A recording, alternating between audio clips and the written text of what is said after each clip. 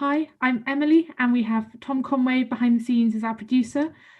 We both work at the National Church's Strategy and Development Unit, which supports dioceses as they deliver their strategic development funding.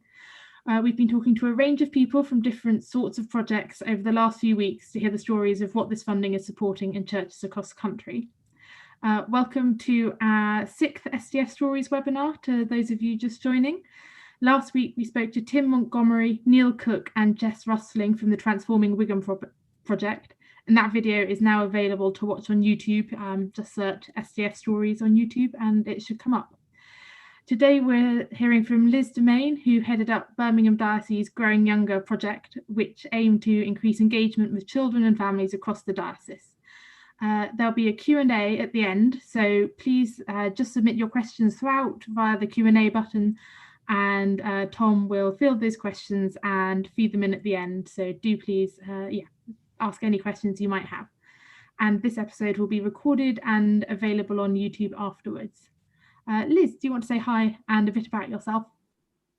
Hello, thank you. I'm Liz Dumain. I'm the Director of Parish Mission Support at Church of England in Birmingham. And the team of Parish Mission Support is basically about inspiring, supporting and serving parishes and deaneries across Church of England, Birmingham, as they faithfully follow God into mission in their local context. Great. This project, how did you come to be involved with Growing Younger, and then more generally as that fed through into what you're doing now?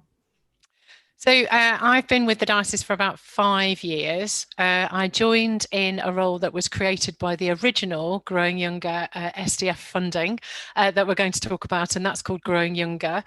We created ourselves a little problem because the grant was called Growing Younger, and so is our contextual commitment. And so Growing Younger is both a financial grant, but also it is a diocesan commitment to children and families. Subsequently, I've been involved with SDF funding that followed on around youth and schools and mission planning, and another cohort of the children and families missioners that we started off with in Growing Younger 5 years ago. Great, thanks. And so what's the vision of Growing Younger, but B, more generally, what you're trying to do in the diocese at the moment? What's the kind of vision of that? Yeah, well, so Growing Younger originally, and I'm going to use we a lot, which is a bit cheeky because obviously I wasn't there in the initiation period of Growing Younger. But the purpose really of the original Growing Younger was to provide a stronger and more strategic focus on ministry and mission with children, families and young people and young adults across the diocese.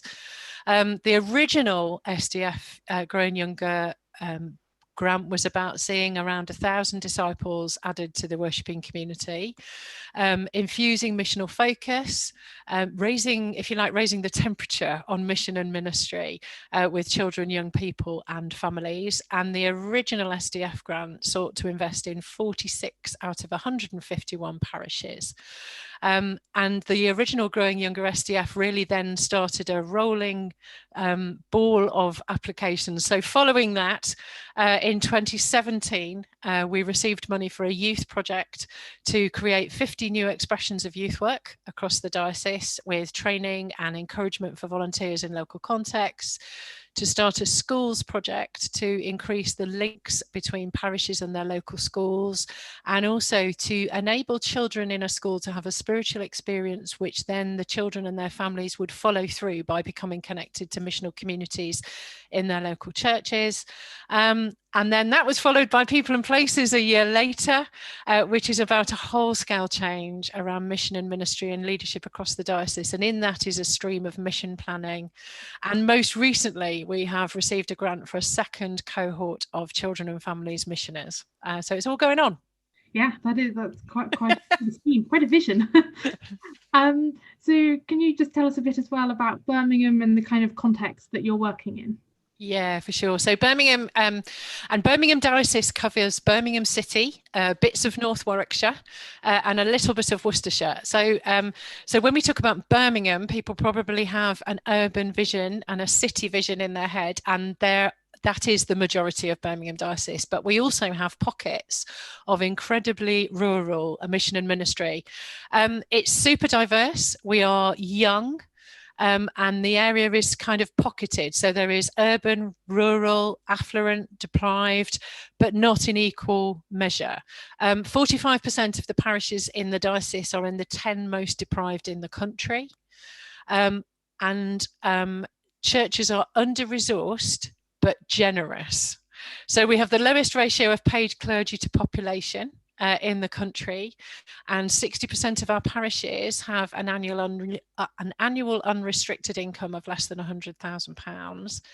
But giving is at 4.2% of average income. So our wonderful folks are generous, but struggling. Like everybody, I think we have a poor representation of children, young people and minority ethnic groups in our congregations, and we are working out what it means to be a church that seeks to serve a city that is multi-faith, super diverse. It's such an interesting and broad context to be working in, and kind of when you were kind of situated in that context, and how did you just draw out and establish a project? I know you weren't there for the start of it, but using you again in the plural, how did you kind of just develop the project to get going? Yeah. So before the original SDF grant, the diocese had already started on a mission strategy called Transforming Church. And Transforming Church has areas of transformation, one of which is growing younger, which is where the original Growing Younger came from. So there had been quite a long period of reflection to come up with these areas of transformation as goals, and to work out what was the best way to approach growing younger as a verb rather than a grant title. And so there was lots of consultation, and at the same time that was when the new funding arrangements from the church commissioners under the strategic development funding grants were coming in, and at that point the conversation really was around what would you do with £1 million. And so there was lots of consultation about what to do with £1 million that included congregation members and community, synod, archdeacons, all of that kind of thing. And that's how the original vision for Growing Younger came about, which was about investing in these 46 parishes, putting a children and families missioner into some parishes, offering support for all parishes in terms of helping them think through what their strategy for children and families needed to be. And also wrapped into that, but I'm not going to talk about it today, was our first resourcing church, and a project called Mission Apprentices, which was to put 10 young missional apprentices into particularly deprived parishes for a period of 2 years. So lots and lots of consultation. Everybody wanted a little bit of everything, but trying to find a focus for children and families, and then subsequent grants have built on that with young people and schools. Great. And you said started work with 46 parishes. How did you pick or select or develop the partnership with those parishes? Was there a risk that actually they'd have been doing really good stuff anyway? How did you just work out the best way to do that? I think it was a blend of lots of statistical work and also lots of consultation, inevitably, because part of the strands was placing people in parishes. Everybody would like a person. And so there was some consultation, there was an application process, and lots and lots of conversation. It was a tricky time. It was before my time, but it was definitely a tricky time, because it would have been wonderful to put a worker in every single parish, and we just couldn't do that. So, I'm sure we're going to talk about things we've learned. That would be one of the things that we have definitely learned in terms of different ways of doing that. So we consulted, yes, of course we did. I don't think you can ever do enough consultation, and we've learned some lessons from that, which I'll talk about later. Yeah. So there's a different and the missioners and the different strands, but for one of the children and family missioners, what kind of does a typical, if there is such a thing, week look like for someone involved in the project? Well, the purpose of the children and family missioners is to make new contacts. So there is an awful lot of connecting with the community, developing volunteers, and obviously a lot of this is pre-COVID, and I know we're going to talk about that too, but being present in the community and building the connections at the fringe level. What we were not placing was, workers to start doing a Sunday school rota or that kind of thing. This was new missional work. So a typical week could look like anything from one of our missioners used to face paint in the local market. Others are joined in with things like uniformed groups and set up new children and families, bumps and babies, lots and lots and lots of parish connections. And then we worked with a sort of discipleship framework to offer small steps closer to faith. And so for every different parish, because we had a good cross-section of parish tradition, and so it would look different in each tradition, but it was all about the human connection of folks who were on the fringes of faith and starting a journey moving towards a deeper engagement with Jesus. That's great. Could you just describe a bit more about the steps from, because I think that's something lots of people struggle with. You have the initial contact, and then just those small steps drawing people a bit closer. What does that look like for you? I think it looks like what is always the next invitation. And I think for those of us who have been around faith and in faith for a long time, what we think is a small step quite often is a gigantic one. And so actually, from a social to what we tend to do is try and leap people from a social to, would you like to come on Sunday? And actually in between all of that, there are hundreds of small steps, but always knowing what the next invitation would be, so that as you say goodbye to somebody, you are opening a hello into something else. And I think quite often we are very good at welcoming people into things, and then they kind of finish and we realize everybody has gone. Well, we are all rushing around putting things away. And actually one of the big things is, how are we saying, and if I say a really strong goodbye, I absolutely don't mean goodbye and don't come back. It's goodbye and we will see you again at this. And so if it's, people who've made a connection in a market are not going to turn up the following Sunday.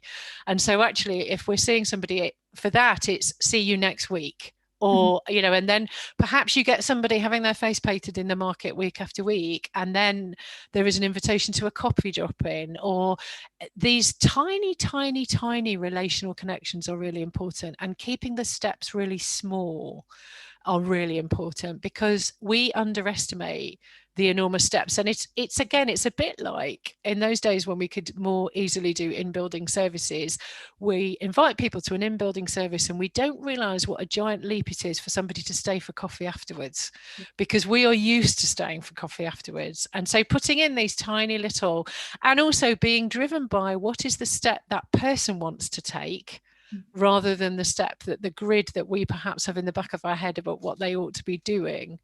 Because actually these things are all relational. It's relational between us as human beings, but it's equally tiny steps of relation between us and God. And I think when we look back on our own journey, we will see a series of tiny steps which we perhaps didn't notice at the time. And that sense of see you again is the step that we are looking for.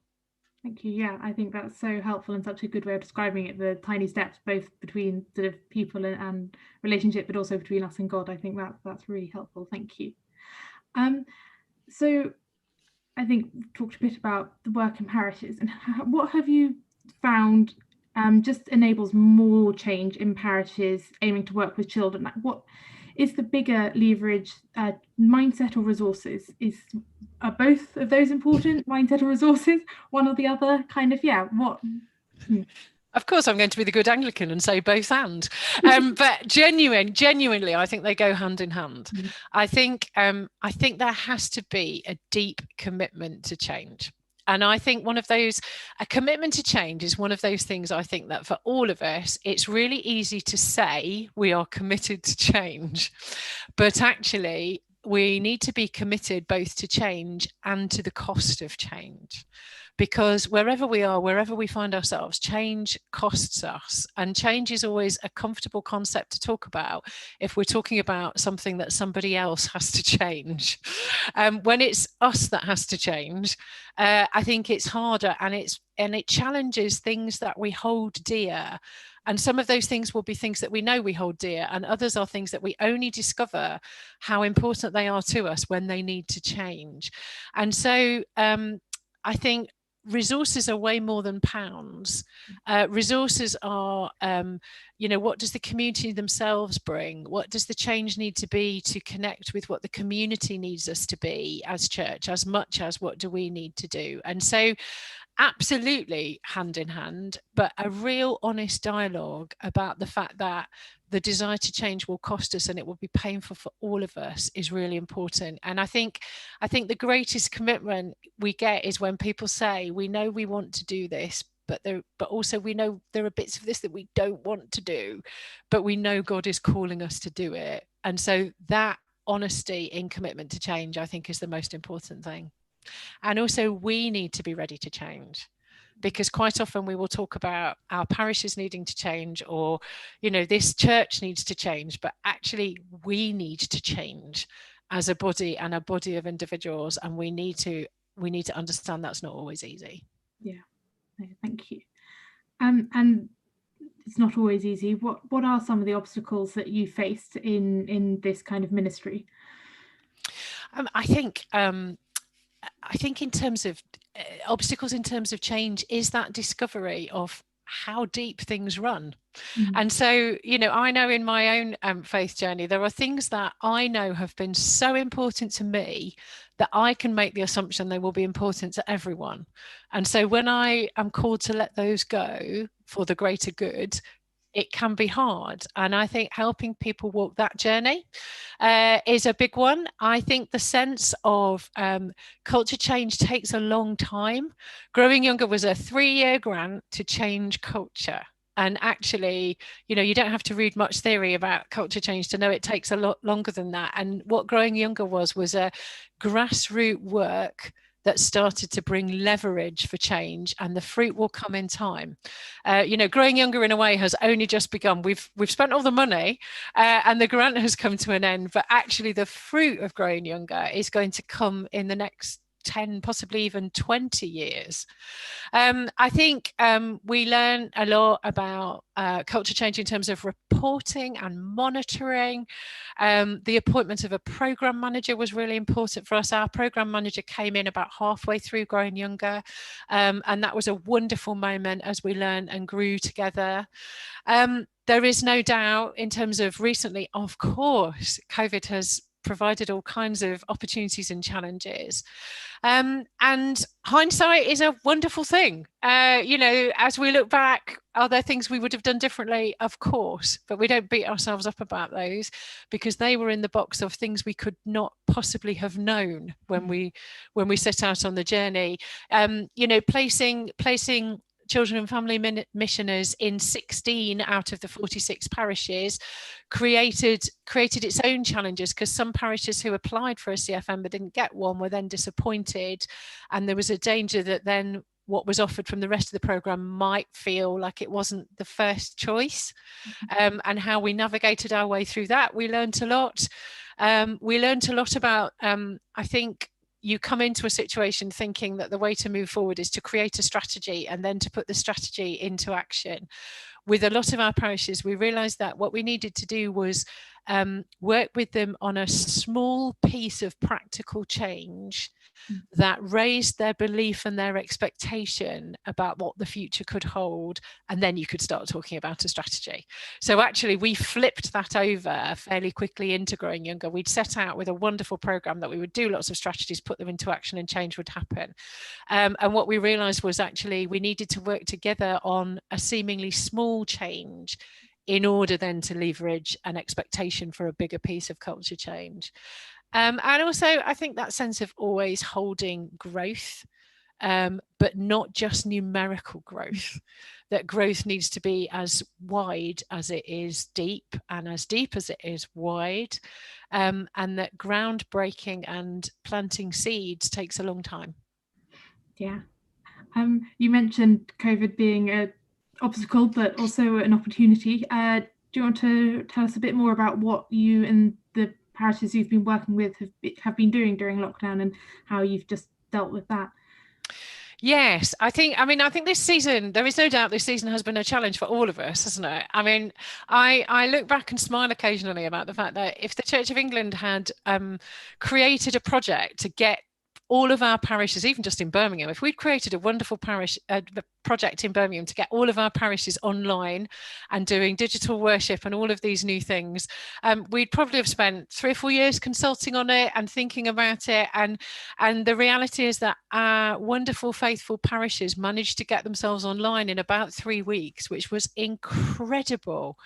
But I think that sense of COVID has brought immense challenges. And, you know, when we set out in March, we were thinking that maybe probably all we could cope with was thinking that maybe harvest might be a bit different.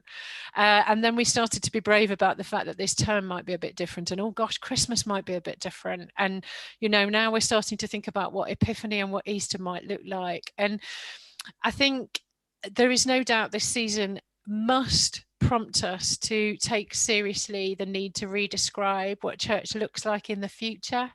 Our language at the beginning, like many people's languages, was all about going back to normal, and that language needs to diminish because we need to move forward in terms of what the church looks like. We need to take seriously the call for church to be courageous, I guess reflective, repenting, and acting. And the embedded nature of growing younger, taking seriously the fact that growing younger needs to be a priority for us. It still needs to be a priority for us. 3 years doesn't solve things. And actually growing younger sits alongside our other priorities in Birmingham of kind of racial justice, ecological responsibility, how to learn from our mistakes of the past and not repeat them and face the future. In terms of practical things, we have seen our churches engage in all kinds of creative things. We have seen, as we all have, I think, the complete spectrum from parishes who have struggled to work out who they are in this season and what worship means, and when you can't use your building, what does that mean, through to parishes who have been super creative. A Bible passage that has become really important to us is the moment when Moses' friends hold his hands up because there is a battle raging. And we've tried to recognize as a diocesan family that there are moments when we need to be the people holding up because we're having a creative moment and we can go forward.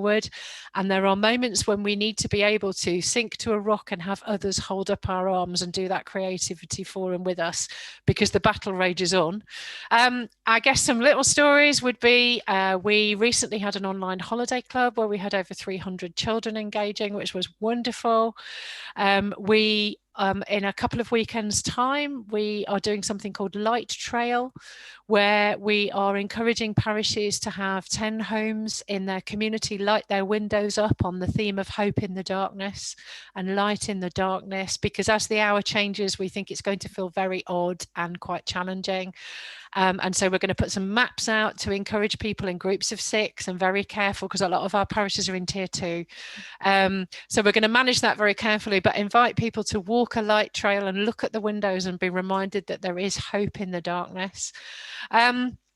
We are moving towards Epiphany, and we are going to try and bash together a crystal maze and an escape room into a giant Zoom call called Epiphany Explorers. Because again, we think January is going to be challenging because we all hope that Christmas will be wonderful, but actually the honest truth is Christmas is going to be tricky. And so actually in January, we are probably going to need to be reminded that there is hope.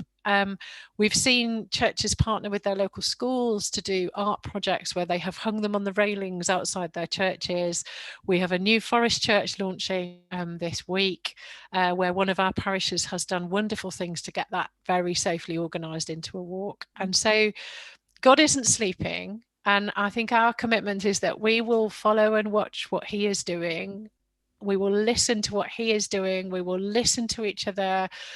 We will hold each other's arm up, and I hope we will get a glimpse of what God is doing. I'm one of those believers that God is always doing more than I can ever believe or hope for, and my hopes and beliefs are pretty high. And so actually, if he's up to more than that, then in the midst of the most terribly challenging times, and we have seen some challenging times, we've lost some church wardens to COVID, and we've had some really, really sad and challenging times, but God is still at work and he is still moving us forward. So massively mixed bag. I love that you've been trying to target the times when you think people will need most encouragement. So the clock's going back in January, and actually proactively go, we're going to try and cheer people up. We're going to do something for people in that time. I think that's such a good way of doing it. What's been a personal highlight for you just throughout the whole kind of project and experience in the last 5 years? For sure. I honestly believe I have seen a change in the way that children and families are included. Now, that's in no way a criticism. What I've seen is a growth in our faithful parishes. And I think that's probably evidenced in little ways. We have more parishes now who are in the process of including children in communion prior to confirmation. And I think that makes a cultural statement about the value of children. I have seen young people themselves lead prayer vigils around racial justice.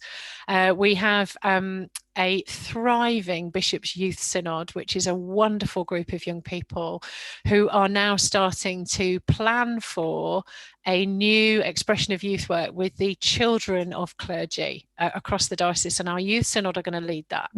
Our Youth Synod led our online holiday club. And so for me, it's about, we all watch the statistics go by and we all do that reporting, but each number that passes across my desk represents a person that has taken a step forward in their journey of faith. And that is the thing that thrills me. And sometimes I know their names and their circumstances, and sometimes I don't.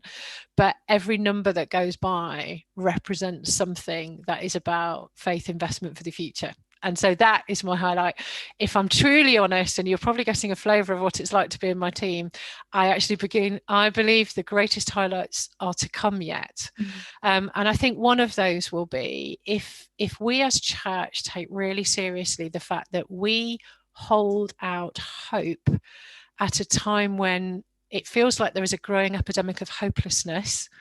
Actually, if we take that seriously, then the greatest highlight will be that people will discover hope in these challenging times as a result of all of the bits and pieces that we have done behind the scenes. I am thrilled by what parishes are doing locally. They are faithful and wonderful servants. And, I get to talk on things like this, but actually what I'm talking about is the work that goes on in the parishes on the ground, because we are not the mission experts. We are not the context experts. We have the privilege of being able to invest stuff that is generously given by the commissioners, but actually the missional work goes on in parishes on the ground. Thank you. That's great. I love the idea of taking hope seriously. I think that's a really important thing at the moment. We're going to move on to some questions, so please do submit any questions if you've got any. We've got one here, which is: lots of parishes seek to start children's work or employ a children's worker, but it doesn't always lead to growth. What tips and advice would you give for that? I think, I guess starting from the end of the sentence, going to the beginning, I think it's really important to have a shared vision for what growth looks like, because the danger is that growth to some people just means more people coming on a Sunday. And of course, at the moment, that's particularly tricky because, if churches are able to open their buildings, their numbers are restricted, and we need to redefine what growth even means. But I think a sense of what is God calling this church in this community. We do quite a lot of work with our parishes around who do you think you are? Who does your community think you are? And who is God calling you to be? And I think sometimes we set out with a vision of what the future looks like, which needs to be super bendy and super flexible at the moment. And also making sure that everybody in the parish shares the same vision. I mean, we've all sat in a room where there is a statement and everybody goes, oh, I know exactly what that means. And what you discover is that there are 15 different people with 15 different understandings of what that means. And a shared and a common commitment to what growth means in the context of that individual parish is really important. And also the sense that it needs to be we. So, if a new worker comes in, it needs to be a new worker who joins the parish in their outreach to children and families, and it's a shared commitment to mission.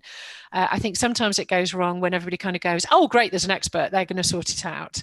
And that is never how it is going to work. It needs to be about, that phrase about it taking a village to raise a child. It takes a village and a parish to reach out together to children and families. So that sense of shared vision is really important. Thank you. That's great. I think that's really helpful. Another question, you talked about taking parishes on one small step where they didn't have a mission or post awarded. I think before implementing a strategy, the first small step, what did the small steps look like? Some of it was out of that thing that I've just mentioned in terms of helping parishes reflect on who are they, who do their community need them to be, and who is God calling them to be. We did some grid work where we helped people do a journey of, if you were in this community and you had no connection with this church, but in 3 years' time you were going to have taken steps forward in faith and also connected with this worshipping community, what's the journey? Pre-COVID, we used up a lot of post-its, and that sense of okay, if you were that person, or what would your neighbour need, or what was your journey? And I think helping people reflect on identify the tiny steps they had taken was really helpful, and also identifying where those gaps are really big, and trying to close them up. Different for every context, to be honest. And if I could write a blueprint of 9 steps, I would totally do it, release a book and live off it for the rest of my life. That is just not possible, because every single parish is completely different contextually. But understanding what the context and the culture is, and also what are the barriers, because quite often we don't see the barriers because we have already climbed over them. In a different context, it's not a Birmingham situation, but in a previous life I did some work with a church, and we discovered that a very silly barrier was the fact that the church building itself had 3 different doors, and there was no indication on a Sunday about which door to come through. And so people approached the church, saw 3 doors. And I think one of the things that people are really scared of is looking stupid and feeling the shame of stupidity. And actually they weren't coming through because they didn't know which door to open. And that for me became a bit of a metaphor about what are the doors that mean that the next step is closed, because we might think we're opening a wonderful next step, but then we actually discover that the door doesn't have an outside handle on it.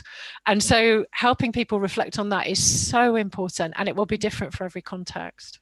I think that's so helpful. And yeah, strategy can seem such a high level, big thing. So giving someone a small, bite-sized stake in that just helps them on that journey, I think. Yeah. How are you sustaining the project when the funding is coming to an end, and how is that affected by current times when families might not come to a church building? Yes, absolutely. So the majority of our churches have managed to continue with the employment of their children and family missioners. Maybe not forever. There was some natural moving on. Some of our CFMs went through a discernment process and are serving in a different way. There is absolutely no doubt that 3-year funding is wonderful when you've got it, and a challenge as you come to the end. And it has been deeply sad for us that we have had to lose some workers along the way. The commitment to the culture change has remained. The reflection on how we do it has got different. And also I mentioned earlier on about actually the fruit in some senses is coming now. So we have seen local volunteers encouraged. We have some new breakfast churches, which is an early morning first contact service which emerged out of the CFM project. They have continued. And I think in terms of now, Some of it has adapted in terms of, so some of our breakfast churches do meet in family groups because they meet around tables and it's all been risk assessed and it's fine. Others have moved online. My honest answer is we are, like everybody, trying a load of stuff. And so we try some stuff, and if it doesn't work, we don't do it again. And if it does work, we share it with people and offer it out. I think these times are challenging, and we all have to be really honest about the fact that none of us actually know what we're doing. And so what we do is we try things with grace. We encourage people. We cheer each other on. The online holiday club is replicable. We are doing, because one of our challenges has been, what do you do with Christingle? Because our parishes were challenged about the fact that either they were challenged because their Christingle was usually massive, and so what were they going to do with all these people, or it was tiny, what were they going to do? And so we are doing 2 online Christingles. I've never done a Christingle online before. I've just written a risk assessment for Christingles online and unattended candles. We're going to have a go. Our bishop is going to host. We are going to broadcast from a parish in the morning and a parish in the evening. I am both excited and terrified. I think what we're trying not to do is simply replicate things that were happening before online. We are trying to engage with the fact that this season is different. And I think there will be things we do in this season that will carry on forever. There will be things in this season that are just for this season. And we are trying to lean in and prayerfully follow God. And every 6 weeks, it changes. Yeah, I'm so intrigued as to what online. Do you have oranges online at home? I will have to log in and see how it happens. So one of the things was we are creating little kit bags which we are going to deliver to households, so that the way it's going to work basically is they're going to come into a Zoom call. We're going to do a bit together, because one of the beauties of Zoom is that you can sing at home, whereas you can't sing in a building at the moment. And then we are going to bring people into the Zoom call. We're going to do some stuff all together. Then we're going to split people into breakout rooms by parish, and they're going to make their Christingles together, having received their Christingle packs. It suddenly occurred to me that when you deliver a Christingle pack, it mustn't have an orange in it, because otherwise it might be green rather than orange. And so that was a thing we learned immediately along the way, and we are going to have to change our instructions on that one. But, how's it going to work? Honestly, deep down inside, I don't 100% know yet, but we're going to have a go. Because what we actually need is a moment for people to come together and find a little moment of joy in what will be a challenging time. Yeah, I think right. And we've got one final question. Culture change takes time. How do you hold that alongside expectations from management and project goals, which might expect more immediate results? Absolutely. So I think holding on to the vision is really important. I think, we, in terms of when culture change is slow, and I think we've seen times when it's felt like things have moved forward at a trot, and we've seen times when it just feels like we're crawling, and holding on to what we believe God has called us to in the midst of all of that. I mentioned the program manager. The program manager has been really helpful for us, because he's both kept us accountable, but also spurred us on. And I think holding on to the fact that, a page of numbers is part of a story, but each of those numbers represents a person. Of course, there is always a navigation. Like a lot of grant holders, we are going through COVID impact reporting at the moment, and trying to hold together a hopeful vision of, we believe that this is what God called us to 3 years ago. We don't believe that God has changed his mind on it. We just believe it looks different. And so trying to hold that prayerfully with wisdom. We enjoy a wonderful relationship with David Airy, who is our commissioner's representative, who asks us all the right questions. It's not always the questions we might want to answer, but he is the critical friend who enables us to engage with continuing to follow a vision, which is still the vision, even though the context and the circumstances are challenging. And I think in subsequent grants, we learned a lot about the need to do pre-work and the need to be realistically but ambitious in terms of what we believe God can do. But that makes it sound easy. It makes it sound like we've nailed it. We haven't. We walk a journey of that all the time. And I think it's a similar journey to all of us who hold these grants. We are balancing what looks like hardcore numbers with individual stories of growth. And it's important to hold both of those. Thank you so much. We're going to wrap up now, but I'd love to pray for you before we end. Is there anything you'd particularly like prayer for? I think pray that we're faithful. Pray that we are, yes, hopefully ambitious about what God is doing, and pray that we lean into each other as a diocese. And I guess, yeah, pray for us that vision of Moses, that we would have the wisdom to know when we are the people holding up the arms, when we are the people who need to sit down, and pray that our parishes all know how wonderful we think they are. Oh, great. Thank you. Let's pray. Father, thank you so much that you gave your only son so that everyone could have an opportunity to know him. Thank you that through the national funding made available, we're just able to help more people to encounter you. We lift up to you the people of Birmingham Diocese, especially those working with children and family. And we pray for all the young people in Birmingham at the moment, that while their lives and schooling may feel just disrupted beyond recognition, that they are so aware of your peace and love and hope. Thank you so much for the work that Liz and her colleagues are doing to help people to encounter you and just take small steps in getting to know you. Please strengthen them and give them the energy they need. And just guide them in knowing when's the time to support each other and hold up their hands, and when's the time to sit down and let others support them.